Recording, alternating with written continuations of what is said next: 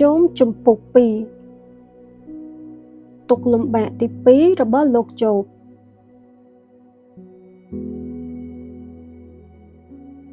ខ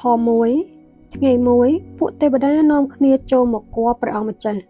ហើយមានសត្វតាំងក៏មកគួរព្រះអង្គជាមួយពួកគេដែរខ2ព្រះអង្គម្ចាស់មានព្រះបន្ទូលទៅមានសត្វតាំងថាតើអ្នកមកពីណាសត្វតាំងទូលព្រះអង្គថាទូបង្គំទើបនឹងដើរកម្សាន្តនៅជុំវិញផែនដី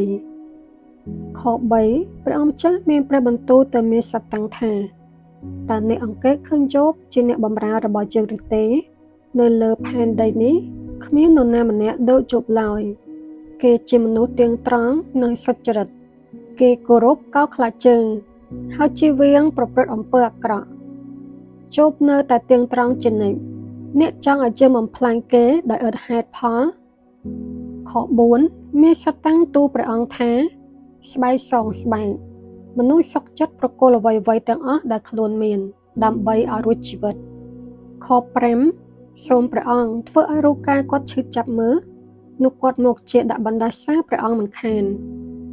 ខ6ព្រះអង្គចាស់មានព្រះបន្ទូលទៅមានសត្វតាំងថាជោបស្ថិតនៅក្នុងកណ្ដាប់ដៃរបស់អ្នកស្រាប់ហើយតែធ្វើយ៉ាងណាក៏ដោយកុំប៉ះពាល់ដល់ជីវិតគេឲ្យសោះ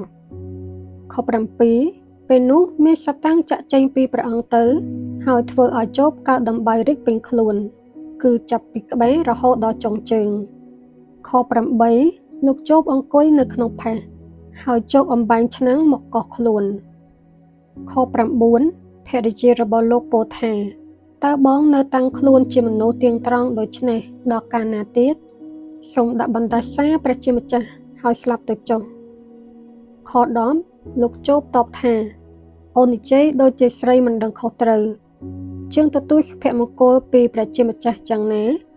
ជើងក៏ត្រូវតែទទួលទុក្ខវេទនាពីព្រះអង្គយ៉ាងនោះដែរក្នុងស្ថានភាពបែបនេះលោកជោបពុំបានប្រព្រឹត្តអំពើបាបដោយពាក្យសម្ដីឡើយមិត្តភ័ក្តិ3នាក់មករំលែកទុក្ខលោកជោបខ11មិត្តភ័ក្តិ3នាក់របស់លោកជោបបានឮដំណឹងពីទុក្ខវេទនាដែលកើតមានចំពោះលោកពួកគេចាក់ចែងពីស្រុករៀងៗខ្លួនដោយរួមមតិគ្នាទៅរំលែកទុក្ខនិងជួយលើកទឹកចិត្តលោកអ្នកទាំងនោះគឺលោកអេលីផាជាអ្នកស្រុកថេម៉ានលោកភីលដាជាអ្នកស្រុកស៊ូអានិងលោកសូផាជាអ្នកស្រុកណាអាម៉ា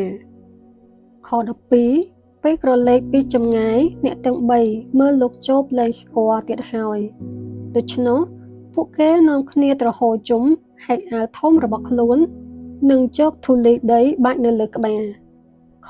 13អ្នកទាំង3អង្គុយផ្ទាល់នឹងដីជាមួយលោកអស់រយៈពេល7ថ្ងៃ7យប់ឥតនិយាយអ្វីមួយម៉ាត់ទៅកាន់លោកឡើយព្រោះពួកគេឃើញលោកឈឺចាប់ឥតឧបមា